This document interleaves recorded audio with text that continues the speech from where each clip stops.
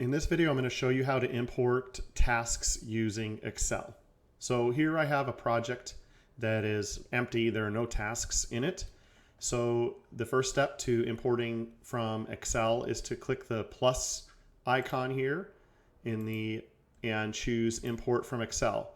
This takes you to this form where you can download the template to actually complete. You can choose to enter the tasks into a summary task, or if you leave it blank, it'll just enter them right at the top. So this way you can bring in tasks from Excel like a little bit at a time, or you can import the whole entire group all at once. So I already downloaded the template and filled it out. These columns: task ID, parent ID, name, duration, work hours, start date, end date, resource, and predecessor.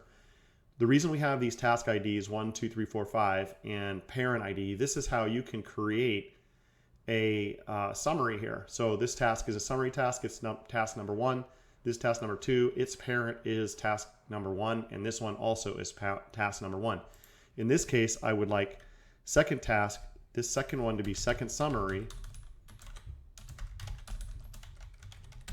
and I'm going to have a second task here. I'm going to say this parent ID is 4. This means that this task's parent is 4. So this allows you to build your WBS all at once in one step.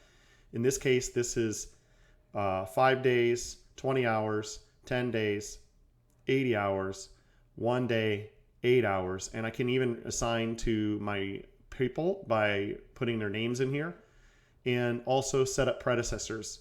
This task, successor task, happens after first task by putting 2 in there. That means that this task will be the predecessor of that task. Second task will be the predecessor of task number 3, this successor tasks. So I've saved this off.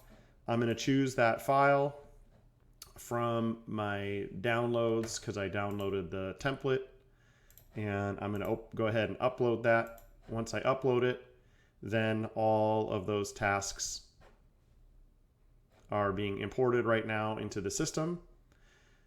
And you can see there's my task, and everything's already hooked up the way I wanted it to be hooked up.